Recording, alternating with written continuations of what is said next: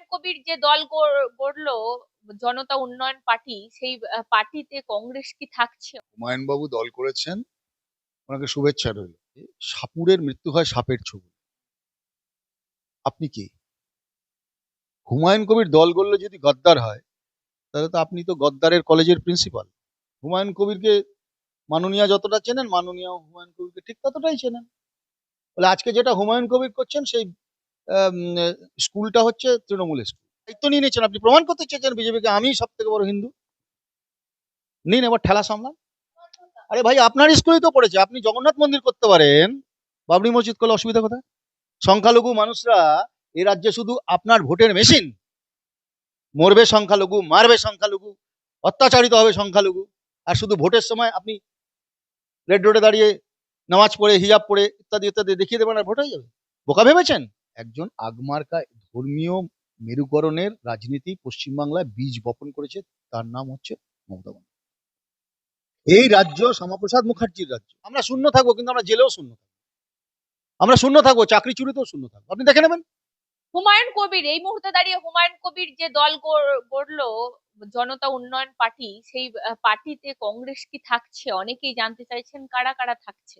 কংগ্রেস কি থাকছে? আমার সঙ্গে রয়েছেন সৌম্য রায়, কথা বলবো।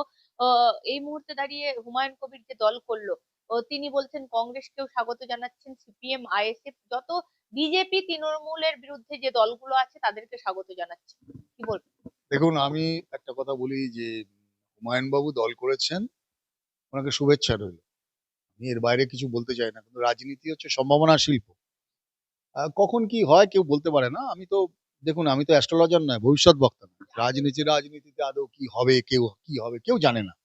আর আমরা ওই আম, হুমায়ুন বাবু বা ওই মমতা ব্যানার্জির দলের মতো নয় যে পদ্ম পাতার উপরে ভোরের শিশির।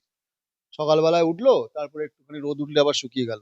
তো আমাদের যা কিছু ঠিক হয় দিল্লি থেকে ঠিক হয়, অল ইন্ডিয়া কংগ্রেস কমিটি ঠিক করে, সর্বভারতীয় দল, পশ্চিমবঙ্গের নেতারা ঠিক করেন।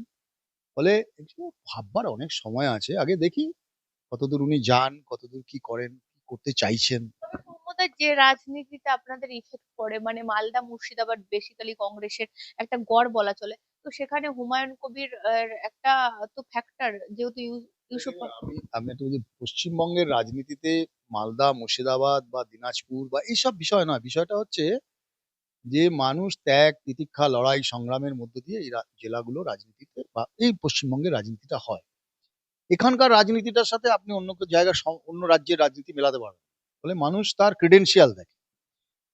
তো বহুদলীয় গণতন্ত্রে একটা দল করতেই পারে, একটা দল আসতেই পারে, তাতে অসুবিধার কি আছে? তাতেও তো অসুবিধার কিছু নেই। মুখ্যমন্ত্রী তো উনাকে মির্জাফর, গদ্দার এগুলো বলতো। একটা কথা আছে, সাপুরের মৃত্যু হয় সাপের ছবি। আপনি কি হুমায়ুন কবির দল গড়লে যদি গদ্দার হয়, তাহলে তো আপনি তো গদ্দারের কলেজের প্রিন্সিপাল। কংগ্রেস থেকে ভেঙে 98 সালে দল করেছিলেন মমতা বন্দ্যোপাধ্যায়, তখন আপনি গদ্দার ছিলেন না? যে লজিক হুমায়ুন কবিরের জন্য লাগে, সে লজিক তো আপনার জন্য লাগে। তাহলে আপনি গদ্দার না। একটা 10 বছরের বাচ্চারা যদি জিজ্ঞাসা করে, তাহলে আপনি কি ছিলেন পিসি, বা আপনি কি ছিলেন দিদি, কি উত্তর দেবেন? সব গাল গল্প দিচ্ছে এসব।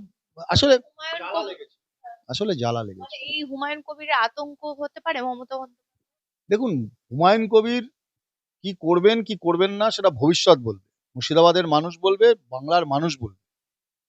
কিন্তু মাননীয় মুখ্যমন্ত্রীর আদর্শে, নীতিতে, মুখ্যমন্ত্রীর অনুপ্রেরণায় এই মানুষটা ফুলে ফেপে উঠেছে। ফলে সাপের হাসি বেঁধে চেনে। হুমায়ুন কবিরকে মাননীয়া যতটা চেনেন, মাননীয় হুমায়ুন কবিরকে ঠিক ততটাই চেনেন। বলে আজকে যেটা হুমায়ুন কবির করছেন, সেই আম, স্কুলটা হচ্ছে তৃণমূল স্কুল। আর একটা বিষয় হচ্ছে সৌম্যদা, এই যে হুমায়ুনে এখন মত্ত রাজ্য রাজনীতি, সেখানে বিভিন্ন দলের চেষ্টা করে দেওয়া হচ্ছে। তিনি বলছেন আমি কংগ্রেসের সাথে সিপিএম এর সাথে লড়বো, কারণ সংখ্যালঘুরা এই মুহূর্তে আহ, মানে প্রতারিত সব সবার থেকে। আপনিও কি সেটাই মনে করেন? দেখুন, হুমায়ুন কবিরকে নিয়ে প্রশ্ন করছেন, আমি বলছি যে রাজনীতির ভবিষ্যৎ বলবে। কিন্তু সংখ্যালঘুরা তো প্রতারিত বটে, নিশ্চিত প্রতারিত। এই পশ্চিমবাংলায় সংখ্যালঘুরা প্রতারিত হয়নি। মাননীয় মুখ্যমন্ত্রী তাদেরকে ভোট ব্যাংক হিসেবে ইউজ করেছে, পলিটিক্যাল প্রোডাক্ট, রাজনৈতিক পণ্য হিসেবে সংখ্যালঘুদের জীবন জীবিকা, এইচডিআই ইন্ডেক্স যেটাকে বলি, হিউম্যান ডেভেলপমেন্ট ইন্ডেক্স, পশ্চিমবাংলার সব থেকে নিচের দিকে। আপনি মাইনরিটিদের ভোট দিচ্ছেন, তাদেরকে দুধেল গায়ে বলেছেন। কি করেছেন তাদের জন্য? ভোটের সময় ভোট নিয়ে নিলেন, কাজের সময় কাজী, কাজ পড়লে পাজি, তাদেরকে বললেন যাও দিল্লি থেকে আন্দোলন করো, আর টুক করে তাদের পোর্টালে আপনি তুলে দিলেন 5 দিন আগে। তাহলে আপনার থেকে বড় বিজেপি কে আছে পশ্চিমবঙ্গে? তাহলে বিজেপির এই কালা কানুনকে পশ্চিমবঙ্গে লাগু করার জন্য সব থেকে বেশি উদ্গ্রীব ইমপ্লিমেন্টার হচ্ছেন মাননীয় মুখ্যমন্ত্রী মমতা বন্দ্যোপাধ্যায়। তারা প্রতারিত নয়? বিজেপি তো বলে সব থেকে সংখ্যালঘু তোষণকারী মমতা বন্দ্যোপাধ্যায়। বিজেপি কি বললো, কি এসে গেল, সে কিছু আসে যায় না। একটা জাতি একজন বলছে তোষণ করে আর একজন দ্বারা প্রতারিত, তাহলে একটা জাতি তো পুরো কোণঠাসা।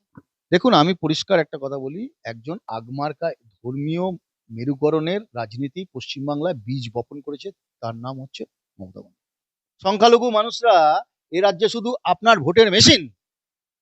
মরবে সংখ্যালঘু, মারবে সংখ্যালঘু, অত্যাচারিত হবে সংখ্যালঘু, আর শুধু ভোটের সময় আপনি রেড রোডে দাঁড়িয়ে নামাজ পড়ে, হিজাব পড়ে, ইত্যাদি ইত্যাদি দেখিয়ে দেবেন আর ভোট হয়ে যাবে। বোকা ভেবেছেন?